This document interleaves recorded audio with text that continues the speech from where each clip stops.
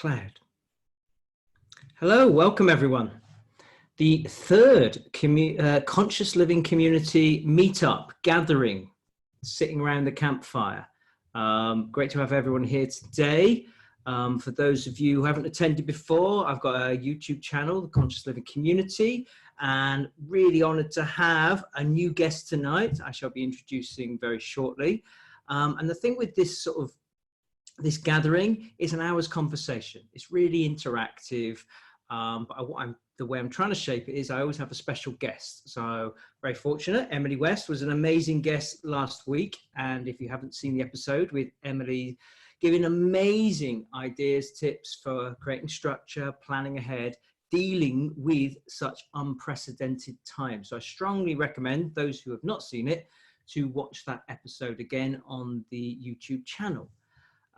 So tonight, last week, at the end of last week, I was thinking, well, what should we explore this week? And it was like, well, what's going on? And I basically reconnected with a very good friend of mine, Samantha Hurst, who I'd like to introduce very shortly. And we just I was like, I knew I wanted to have Sam on this conversation. And I knew in us talking for 15, 20 minutes, what we would explore tonight would just kind of pop out.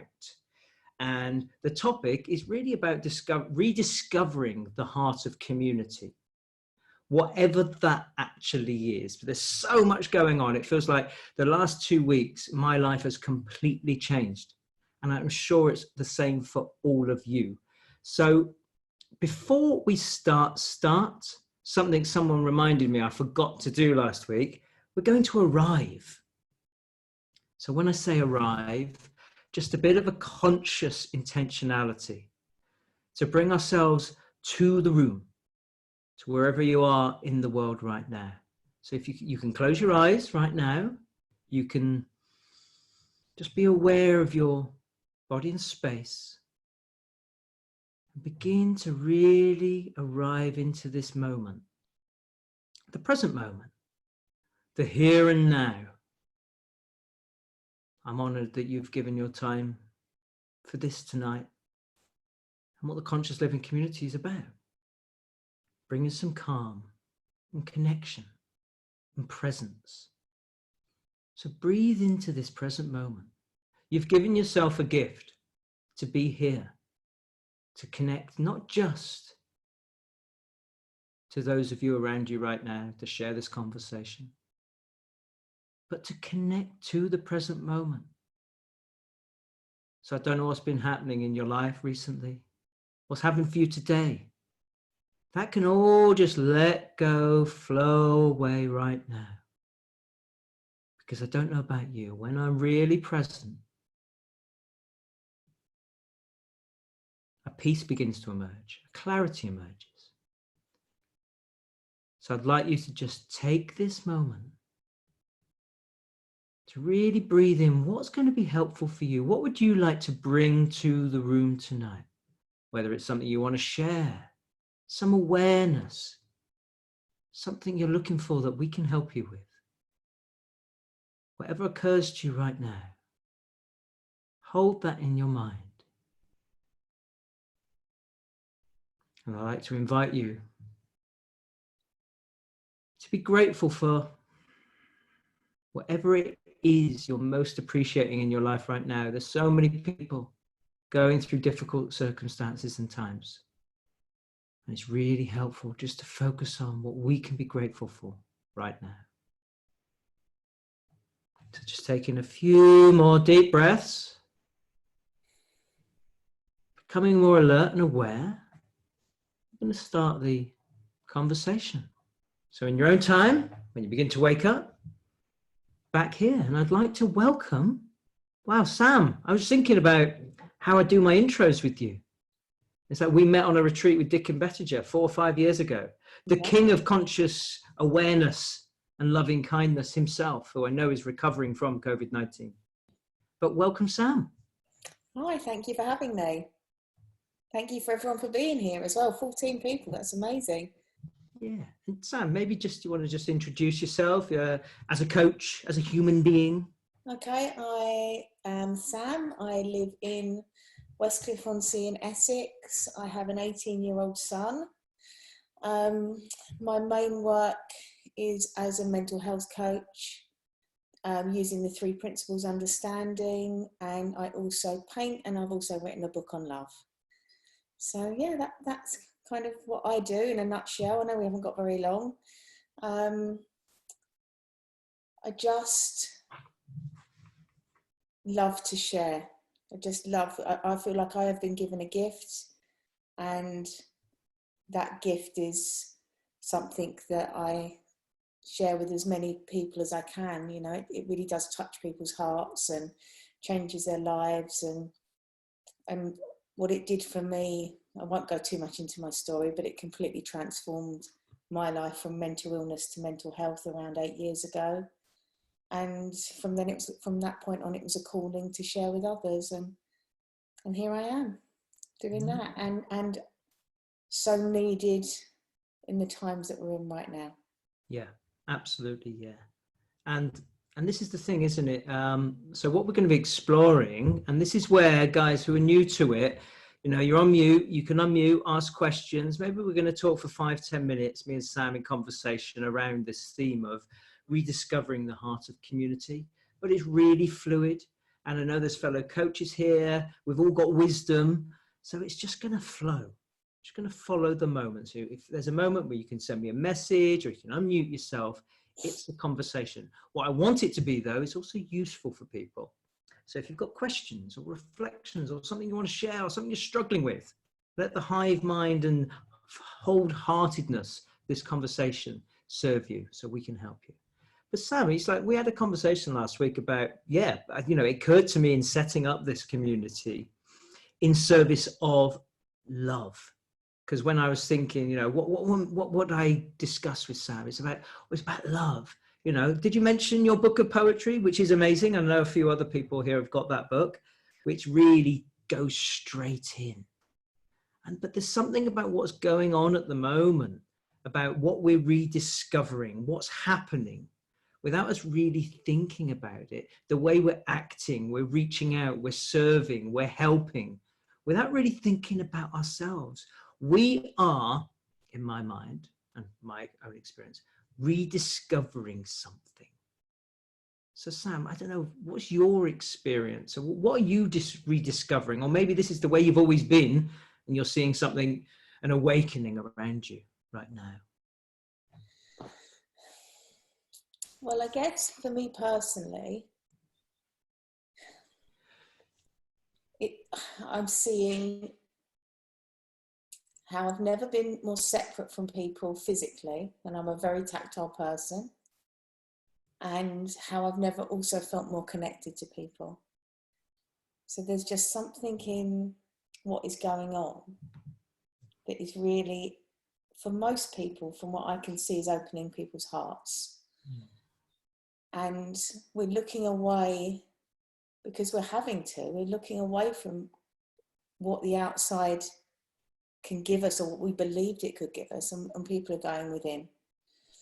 And to me, that is that, for us, we've had an understanding of our experience comes from within, and love, and all these beautiful things that we've seen over the years. But for many people, they haven't had time, or they haven't had the opportunity, or they just haven't seemed to stop and look at that. It's been very much externally focused. So everything's personal, everything's about getting things in life, or the next place to be, or the work, and we get so absorbed in the busyness of the experience of the life that we have. And I think having to stop and having to see that those things aren't as meaningful as maybe we had, the meaning that we had applied to them, and then to suddenly go within, people are connecting, they're seeing. It's like we are all one shared being. That's the deep level of what I teach. But people are starting to wake up to that. We're seeing our shared humanity. There isn't any hierarchy in the virus. The virus is indiscriminate. And so within that, we're all kind of looking at this level playing field and at each other, and seeing, hopefully the heart's open enough for us to help others. I've received help, I've given help. I'm seeing so many more people sharing and caring, and like groups coming up and people connecting that haven't connected for a long time. And instead of us looking up to celebrities and idolizing the wrong people, people are looking at the people that are really helping us, you know, the shopkeepers, the nurses, the bin men, people who are actually out there, all, you know, risking lives to do their jobs. And we're aware of that. And we're just having this deep experience of meaning. Meaning, I think, is the word that's just coming through now. It's not, and it's true meaning, and it's meaning from the heart, and it's love, and it's compassion, and it's understanding, and we've all got that. We've all had the ability to have that. We are all that, you know, that's our true nature. But people have become so detached from their true nature.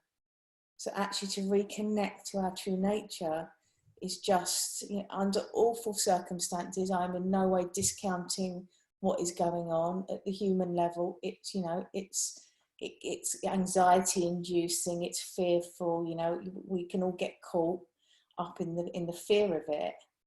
But everything has another side. And for me, the other side is what we're discussing tonight, which is this open-hearted community, love, and just being there for each other.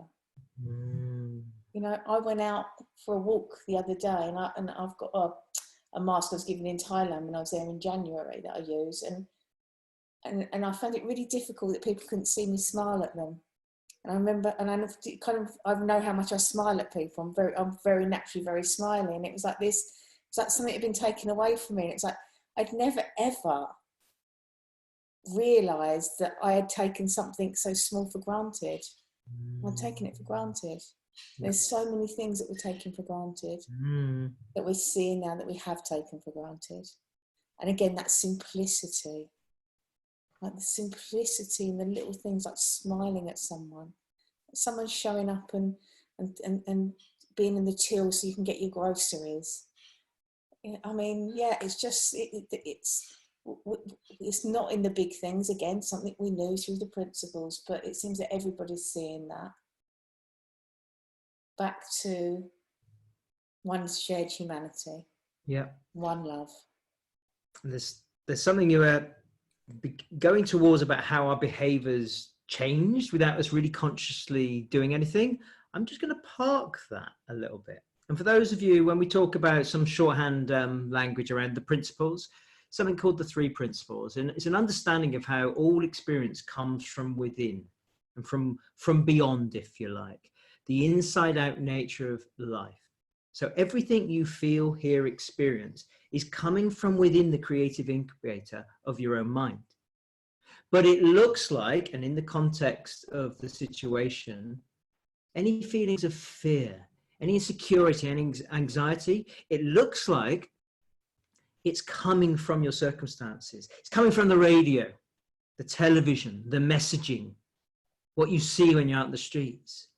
But a fundamental level of principle, your experience of insecurity, fear, bewilderment of what's going on, the uncertainty, is actually coming from within. But so I'm going to loop round, Sam, because it's something we talked about when we were kind of playing around with this. It's almost like what you said, meaning is emerging. You know, for me, this lockdown is like, well, we're 8 days in and something's changing so quickly. And last week's session was great because I've created some new structure, routine for my day-to-day. But some of the things I've done and how I've shown up and the vulnerability, that's just emerged. So Sam, what you said there is basically, it's like things are falling away. We talked last week about the masks, the layers. What I'm seeing is almost like an absolute manifestation of the understanding we live from or seek to live from. It's a subtractive process. Yes, we've got some anxious thinking. Yes, I have terrible moments most days. But when I hang in there, things begin to fall away. And I'm seeing at a fundamental level what you said. those external obsessions, those attachments to media, celebrity, they're falling away. I'm talking about our deepest values of what is important to us. But isn't it interesting in these difficult times how those layers just all begin to fall away so rapidly? Why is it happening so quickly, Sam? Why is it happening before our eyes? Well, it's global, you know, it isn't just us. This isn't, if you think about other events that have shaped things like 9/11 to a certain degree, it was instantaneous. And then it was over and then people recovered. Didn't actually affect our physical lives, but it was impactful worldwide. There was a shift after that. Lives changed in different ways. Travel changed, you know, things became, yeah, definitely became different. But if you look at something like this isn't a day, this isn't a moment. This is consistent. This is going to be happening, and we don't know when it's going to end. And it's happening to everybody. And it happened quite suddenly, really, if you think about it. I mean, I'd like people to try and remember what they were worried about a month ago. Because I bet you can't, because our worries have shifted so dramatically. What would look like a problem then probably doesn't look like a problem today, which shows us that actually problems are subjective. But then what we get to see is that within this, we're going to have, you know, we're incredibly adaptable. That's something that I've really seen, is that how quickly we've all adapted to the change. We may have moments where we're anxious or we're upset or we're worried or whatever, any emotion, whatever comes up. But we've all kind of got used to it and got on with it to a certain extent. And that to me is really fascinating about how we can adapt to change so quickly. But it's everyone. There's nobody that this isn't touching. So if something is, I mean, I don't think our minds can really comprehend the size of it. The fact that it's touching everybody and the fact we have no idea when it's going to end. That's pretty big. That's going to create shifts on the global level. Yeah. And we are a closed loop. We are inside out. But there's something to me on the global consciousness, the collective consciousness that is experiencing something for whatever reason it's experiencing it. We don't get to choose. We don't get to know. We have always lived in the unknown, thinking that we're living in the known because our minds make stuff up about the future, and we like to believe that we know. And what's happened is there is such a stripping away of the intellect and what it thinks it knows, because we have no idea. You know, it's showing us this unknown factor in our lives. But the thing with that is the mind's not very comfortable with that.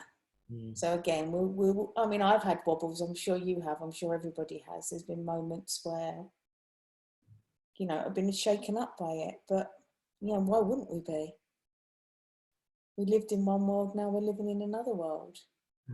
We thought we knew and we realised we don't know. Yeah. It's so big. It's interesting you say that, because for me, you know, there's an element of reframing to this, and just basically looking at it from a different perspective. We so are creatures of habit. I think Fernanda talked about this. I can't remember if it was episode 1 or 2. We're just used to basically going through the motions. The brain likes predictability. Emily talked about this a lot last week. So it's been shocked.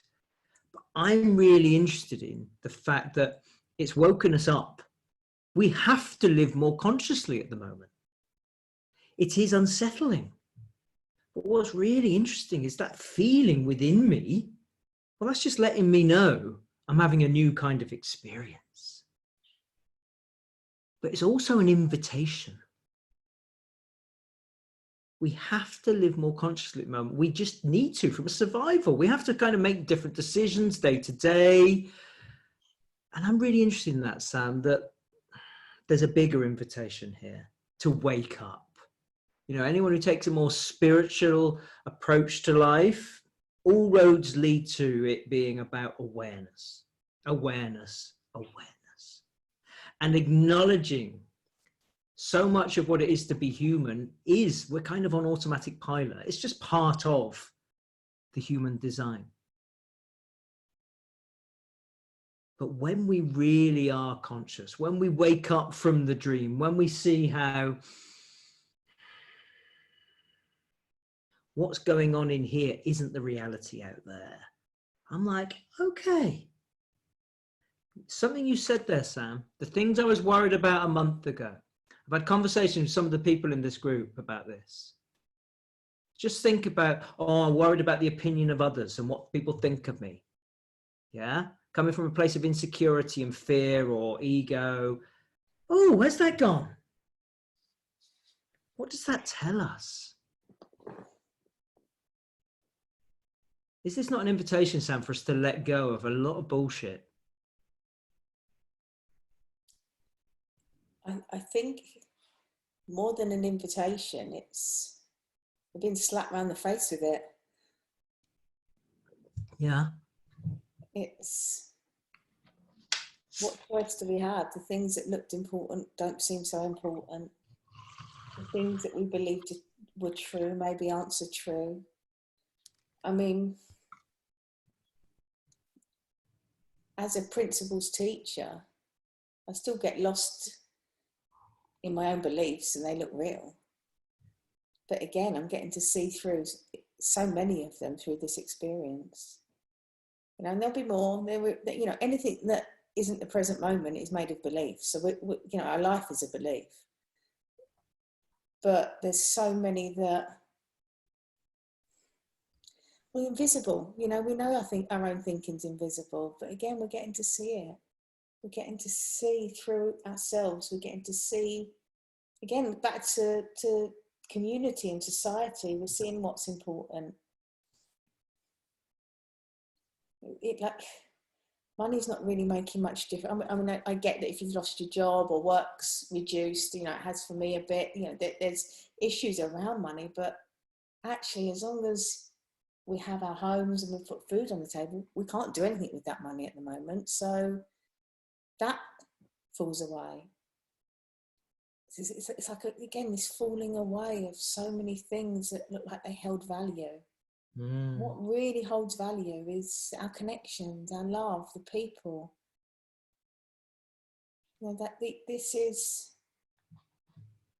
we're so being shown our hearts and other people's hearts. And to me, that within the destruction of the virus, is the creation of connection and heart. And then to me, there's always two sides. Yep. There's always a creation and a destruction with experience, with life, you know, birth, death. So, you know, we go through creation and destruction as a human, and we see it within humanity.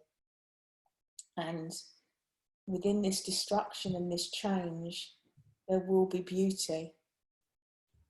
There has to be beauty. It's the law of nature. And that beauty is our connections and our love. Yep. That's what I'm seeing. Yep. It's funny, actually. You make me think of, it's called Ruben Bettini. He's a hypnotherapist, but he's also a chemist. He basically says the only things important in life, people and nature. We need to boil everything down. We have our personal preferences, don't we, guys? There's a quote coming into my head. Yeah. Life isn't a fist, it's an outstretched hand. I think everybody's becoming the outstretched hand. We're being less protective and more open. Right. So let's cut to the chase, because I'm going to begin to open it up now. Because what you just said there is, you know, the way the conversation's been flowing, what Sam's been sharing is, it's kind of happened. So what occurred to me then is, it's like, is it an impulse? It's an instinct. It's a reflex. That outreached hand is a reflex. But basically, it's completely natural. It's within us. So alive to that point about letting go of all the things that really don't matter. Well, because they're not solid, they're not real, they're not true, they're a construction. I always credited that to you, Sam. Thought is a construction, not an instruction. Probably came from Rudy. You I did put come your from name Ruby, but against I'll take it. Yeah, you can have it. But how we make all these constructions, yeah. But isn't it interesting how they all just fall away? Like that house of cards. One card out. Well, this has been a big card pulled out. So taking that spirit of community, that open-heartedness, no longer the fist, no longer the protection, no longer hiding. We're reaching out to each other. And what naturally happens? So we're recreating community. We're rediscovering community. We're redefining it. And yes, it will have a temporary look and feel to it from a practical point of view, the way we use this. But they ain't going back. This is irreversible. There's an opportunity for evolution here. So does anyone want to share anything on the chat, ask a question privately, or in the spirit of this conversation, this group, they got a question for Sam or something you'd like to share? And all you need to do is unmute yourself. In terms of reaching out, sharing something from your experience that you've seen, from my point of view, the last 7 days. 7 days of massive change. Anyone?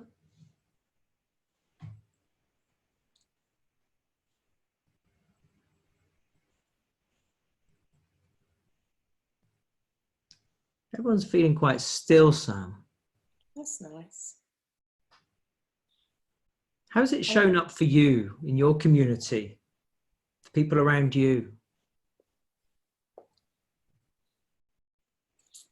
Well, I suppose there's local groups, there's my little group that meet up online, there's family groups. It just, I suppose, checking in with each other a lot more, everyone making sure everybody's okay. Really being grateful, like if someone's delivering some food, or yeah, it's just that open-heartedness. I'm offering free, I start tomorrow actually, I'm offering free sessions to key workers at the hospital. So I'm starting up with that tomorrow. So yeah, I think everybody's just, like the local Botox lady who is a qualified nurse with their own clinic, really like uber successful, is going in front line and gone back to nursing and shut their clinic down. I mean, people are surprising in the most wonderful ways, like from what I've seen. Yeah. And they're just showing up in the way, you know, you can only do what you can do. But if you can do that, that's enough. And that's an interesting point, isn't it? We can all do something, but I think for some people they might think, oh, what can I do? I've got no. It can be the smallest gesture. Yeah. Whether it is just reconnecting with a friend, a family member, doing something for a neighbor. It's no longer about us. Yeah. What a relief. Yeah, and we're being shown that it's what's interesting, what I've seen is that we've been driven by consumerism and money, and we'll get caught in that, and the things that we want, and goals and things we want to achieve, and getting that stripping away, because we've been left without a target. There's no target there. We're having to become aimless. And to me, aimlessness is troubling for the intellect, but it's enriching for the spirit. So actually, if we sit in that nothingness, spirit thrives there. It's where it wants to be. And people may not be aware of that, but to me, that's almost what I'm seeing, is this call back to within, to the stillness, to the space, to the peace that we are. And I've really felt that deeply in moments, and I've really felt anxious in moments. I'm not going to sit here and say that I haven't, but the stillness that I've accessed in moments has been really beautiful and really profound, and I can just feel this sense that things are changing, that there is something different coming out of this, and that this hope springs from there. This, I don't know what it will be, because again, unknown, but it feels like there's such potential. We are infinite creative potential. And I think in those moments, I see the potential that can come from something like this. We may go through really tough times, as we've seen. But again, our experience of that will shift because we are coming from within. So we can really laugh on a tough day. We can really cry on a good day. Again, I don't want to, there's not a set way to feel.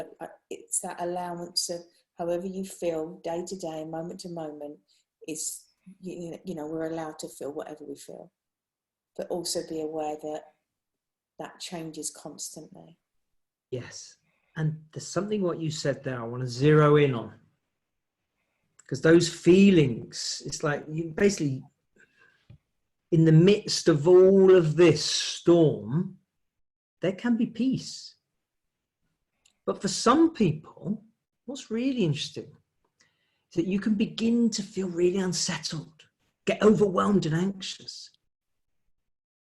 Well, maybe, and what you're pointing to there is that's the intellect struggling, because there's something changed on the outside, and signals are being sent around your brain saying danger, change.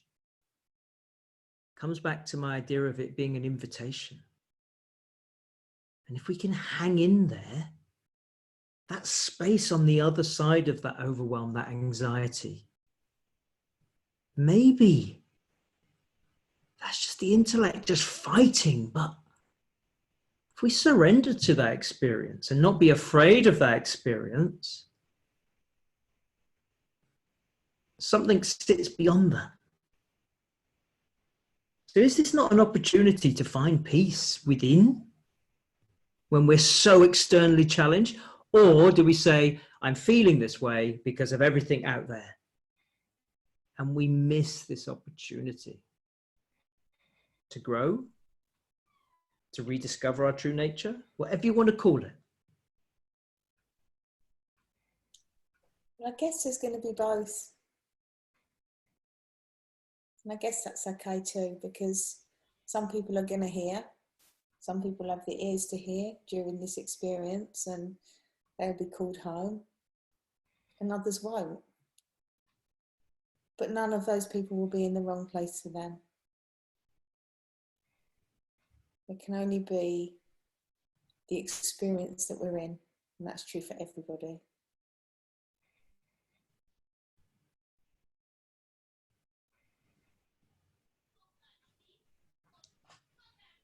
Something occurs to me there, Sam, and you kind of just mentioned it, how we just have our moments. You know, why did I create this conversation, this community? Just out of service. It's for me too, yeah? But if you think about, and I'm talking to everyone now in the group, anyone watching after, if you think about the last 24 hours, the gamut of emotion and experience of feeling you might have experienced, and how it changed, it passed, whether you did something about it or not, or metaphorically you wanted to hide under the sofa, or just reach for a bottle of wine, or say, I'm going to go, oh no, I can't go out. Our usual coping mechanisms of ways of managing difficult feelings, yeah, we haven't got the same freedom, supposedly. I'd like to point people to, it's like, wow, yeah, I'm having a hell of a lot of experience at the moment. And Sam, I saw you post it on your private group, We Are the Principles. Amazing group, very inspirational. The Sydney Banks quote, for anyone familiar with the inside out nature understanding, inside out understanding of life, if the one thing people learned was not to be afraid of their experience, that alone would change the world.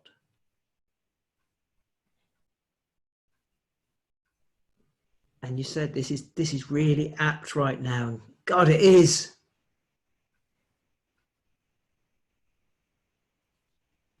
Because from what I've seen is that when we get scared by all this, we go inside, as in we hide, yeah. But by reaching out, you said reaching out in service to the world, in service to others, that's in service to me. But not me, the idea of me, that's just, lost the words there, that it's just coming from who I am at a deep, deep level, that connectedness. It's that reflex, isn't it? So Sam, how do you think we're going to evolve from this? Is there an opportunity, an invitation? I have no idea, but I hope so. Because anything I say will be making it up. Yeah. But I like to think that there is the opportunity for an awakening on a grand scale. How I'm seeing it personally is that the more I can do my bit, so the more people I can touch and reach that maybe haven't looked within, that maybe don't understand the principles, or do, you know, whatever, maybe, you know, maybe they have touched the principles, maybe they haven't, but they'll get to see them at a deeper level. For me, it's just that one person at a time, or a group at a time, or that I'm doing my bit to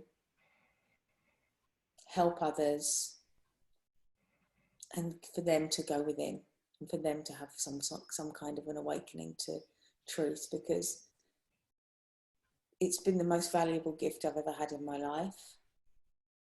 And I truly believe that anybody that touches it and sees it feels the same. And then if they leave this experience when it's all over with that gift, their lives will be so enriched and so much better. So for me, I can't predict on a global scale, I've no idea, I really don't. But I know that I'm going to touch as many people as I can with this, to do my part and to help others. And I see this as such an opportunity to do that. Yeah. And I think that's where I want to sort of bring things together, is an invitation for all of us. But you can turn it into a real process, whether it's like, oh, I've changed all my subscriptions, I'm not going to buy as many clothes, I'm not going to get the Botox. That's fine, yeah, you can go through that process. I'm interested in a process that's just really effortless and natural and just feels right. Because we talked last week, is that for some people, they're just going to want to throw that coat back on. They want the mask soon as possible. Fine by me. But for others, it's like, it's kind of what I've been waiting for. I didn't want it to be like this. But it is that invitation. And another way of putting it, I heard from someone else, our responsibility. It's a wonderful responsibility to serve, to connect, to reach out to others. And what I know is some days I want to reach out because I need something.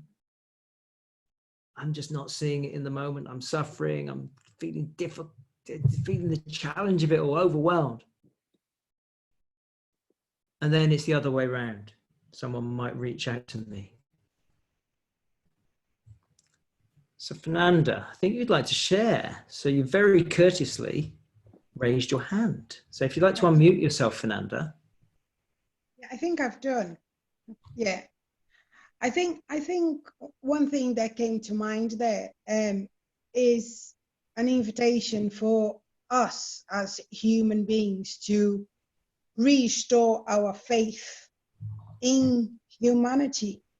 Because I think before, when we were all too busy with the world that we were living and how business was going on so much, if we ever felt in trouble, if we ever felt alone, that feeling was very, very real. And now I feel that not anyone, of course we can't say for everybody, but if we found a neighbor that we had never spoken to before, spoken with before, and we knew that they were struggling for food, you wouldn't think twice about helping out. But now it's almost like, because every single one of us, we are all going through this, we are aware that there may be people out there that need help, they need that helping hand. So you're not constantly wrapped up in your little bubble. Your bubble has been burst, and we are all now part of the same.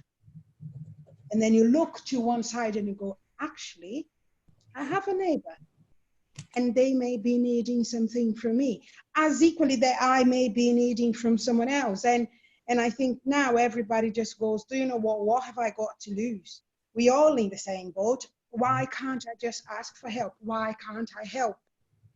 So it's almost like an invitation to all of us to restore faith in who we are. Because ultimately, what's going to get us through, like Sam said there, money, yes, it's very important, and we all need it to survive in the world that we're living in at the moment. But ultimately, what would you rather now? Have £100 in your pocket right now, or be able to hug that person that you love?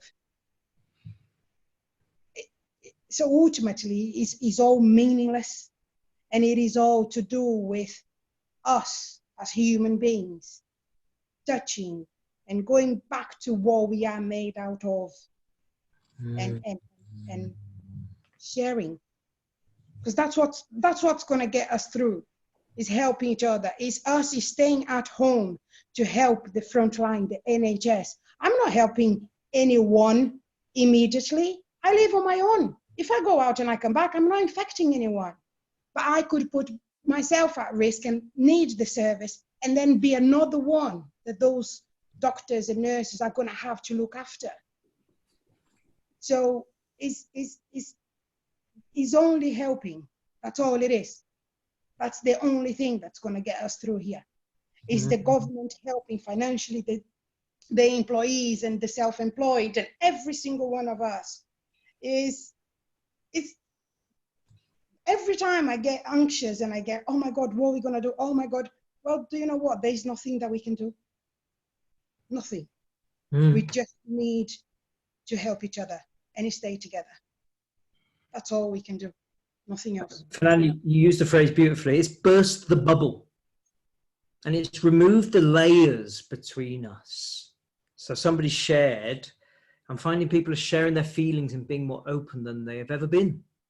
The situation is allowing us all to express ourselves more openly, so everyone is feeling the same. We're in the same boat. There is no sense of judgment. That's what happens. Isn't that interesting? When we drop the mask, the layers, the judgment falls away. How can I judge you when basically I see you? I see me and you, yeah? That's that shared humanity piece. Beautiful. And Emily, on that theme probably, you're unmuted.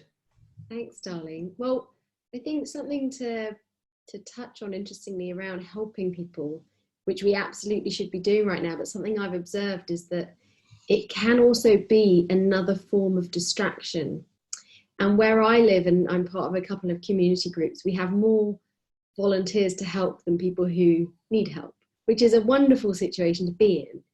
But I think we're also very privileged in that through our work or through the people we know, we have learned a lot of these concepts and understand our emotions, or understand the importance of listening to them or expressing them. And so I think there's a lot of people out there who won't experience this positive moment that Sam was talking about unless someone can help them understand, you know, what to do when you feel an emotion rather than covering it up. And so for a lot of people right now, what might have happened is they've lost their distractions, they've lost their coping mechanisms. They can't just go and buy a new handbag, because it's amazing, a lot of the online shops have even closed, which is fascinating that that's happened. Someone the other day said to me, I can't find anything to spend money on, like that was a need they had. So people can't have that outlet. They can't go to the pub, they can drink at home, but it's different. They can't cover their feelings up.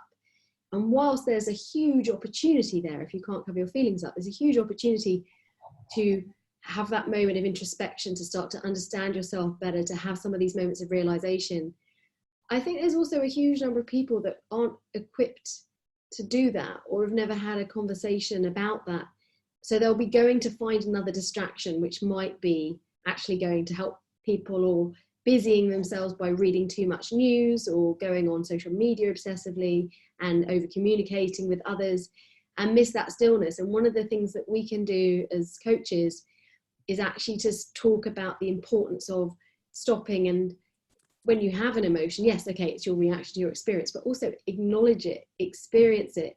And then can we help people understand that it's okay to stop and experience that? And then what can they do to acknowledge it and move through it, rather than instinctively going to eat a chocolate biscuit and then panicking that they don't have any chocolate biscuits, and then messaging their friends to try and get hold of some chocolate biscuits. That's a really good point, isn't it? It's like when in addiction therapy, it's like it's masking behavior. You can usually swap one addiction for another. People stop smoking unless you get to the root of that addictive behavior. Just become addicted to something else, chocolate biscuits. And So that's where I think that people will right now be feeling stressed, because they're trying to find those new masks, those new behaviors, instead of stopping and going, oh, maybe for once I shall listen to this emotion instead of trying to cover it up. But what if that emotion is that you're not happy about your life or your relationship, or you're not happy about yourself in a very deep level? Then right now could be a very difficult time to try and face that if you're isolated and you don't have really supportive people around you. So it's a great opportunity, but I think it's also, for those people, it's also a very difficult time to maybe have some of those realizations. Yeah, and this is where, I don't know, that anyone watching who's maybe suffering in that way, it's like, yeah, it is an invitation, it's an opportunity, but actually, yeah, an opportunity to reach out. Interesting, someone has just made a comment. It's actually from a very small child. Mummy, sharing is caring. There's truth in that statement. But there's something there also about that reaching out. Sharing our difficulties, our vulnerabilities, being open, talks to the point I just mentioned as well. That being vulnerable is cool, but hey, it's not just about oversharing, yeah? It's acknowledging we're all in this boat together.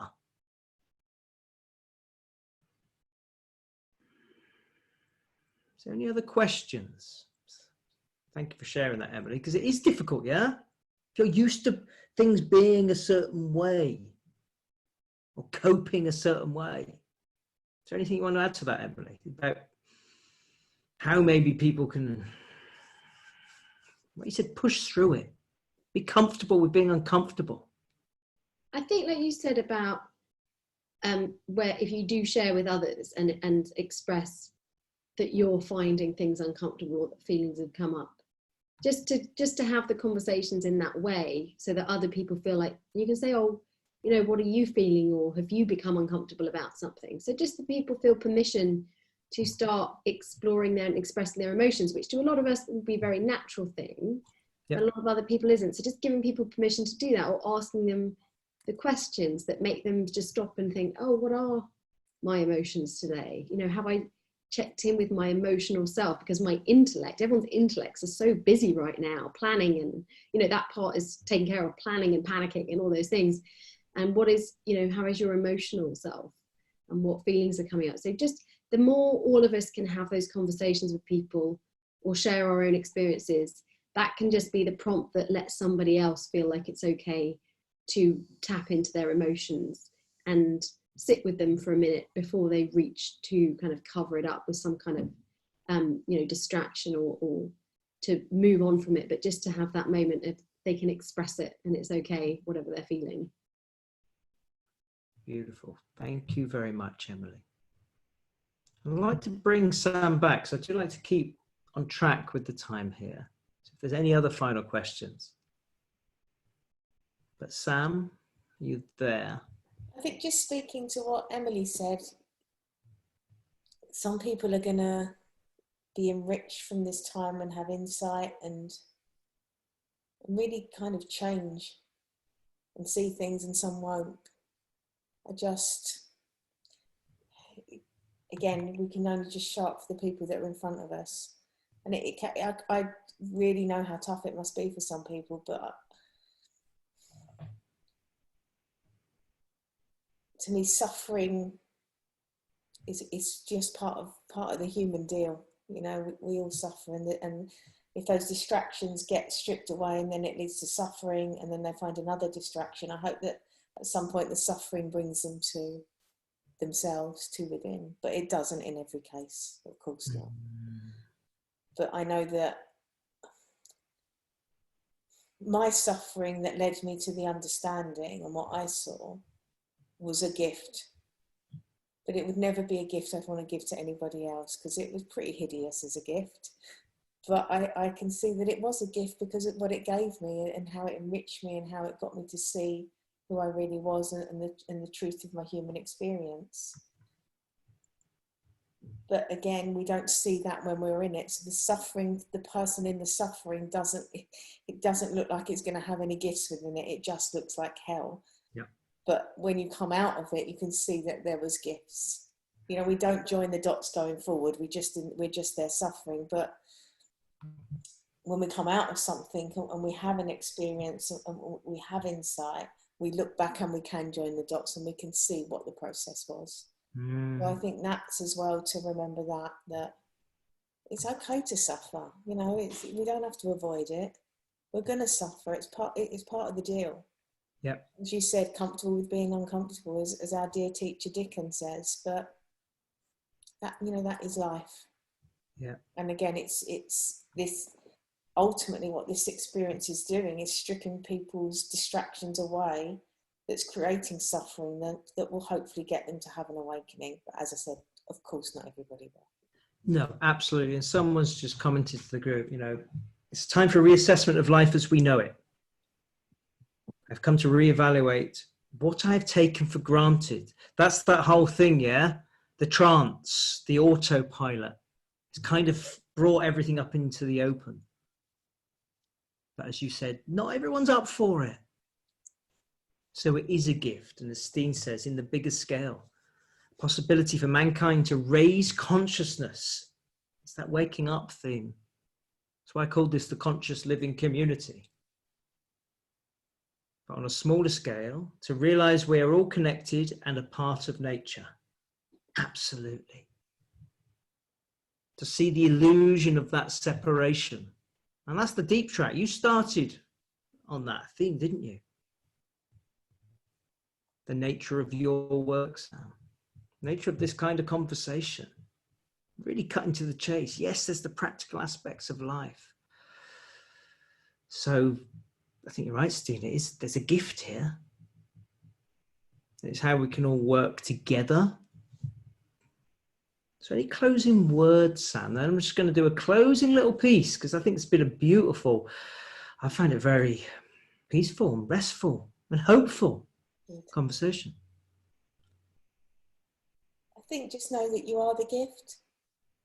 It isn't an external gift. It isn't something you have to find. Again, as these things fall away, as our beliefs fall away, as the world as we know it is stripped away, we come back to ourselves and our true selves, and that is the gift. And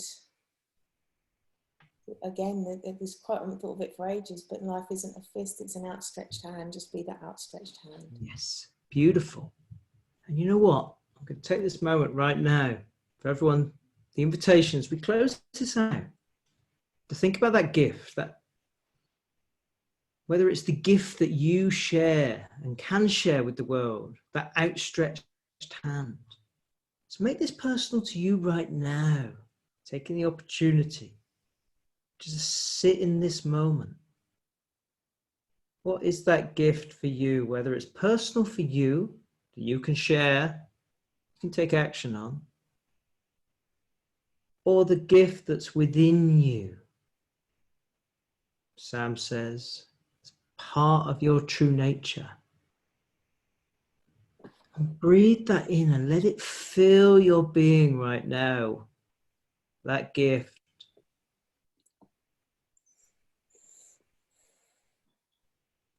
And just be conscious that in the coming days and weeks, how you can share that gift, how you can be the outstretched hand, whether you're consciously doing it or not, just letting it happen, because it's coming from within.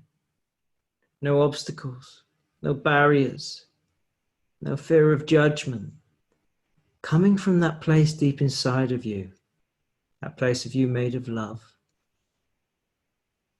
that part of you that's connected to everyone and everything, because you are that nature.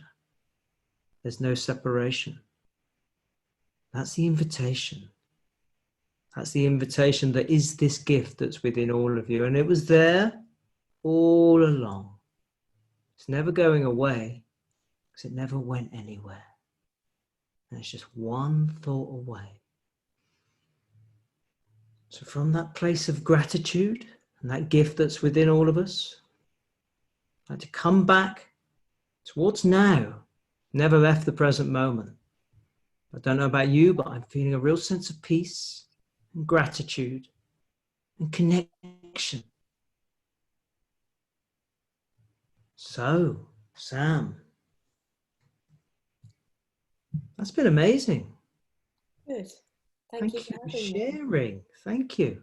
Thank you. And if anyone would like to buy my book, it is called Pourings of Love. And my name is Samantha Hurst, and it's on Amazon. You'll probably have to wait a while for it at the moment, because I think books are taking a while. But yeah, if that sparks anything within you. Yes. And Samantha, is samanthahurst.com is your website? And I got that wrong. .net, but it's actually being redone, so probably isn't a lot on there at the moment. It might even just be a screen page. But again, you can find me on Facebook through Lawrence. Yeah. If you want to. Yeah. Great. But thank you all for being here. Really, really enjoyed it. And thank you, Lawrence, for inviting me. Thank you. And what I'm going to do to everyone, basically, I'm going to stop recording, so I'm going to close it out, but hang in there, and I'll unmute people so we can say goodbye informally, if you so would like to. And we got the green room, so we relax for 5 minutes after as well. So thank you, everyone, for participating and being here, really present tonight.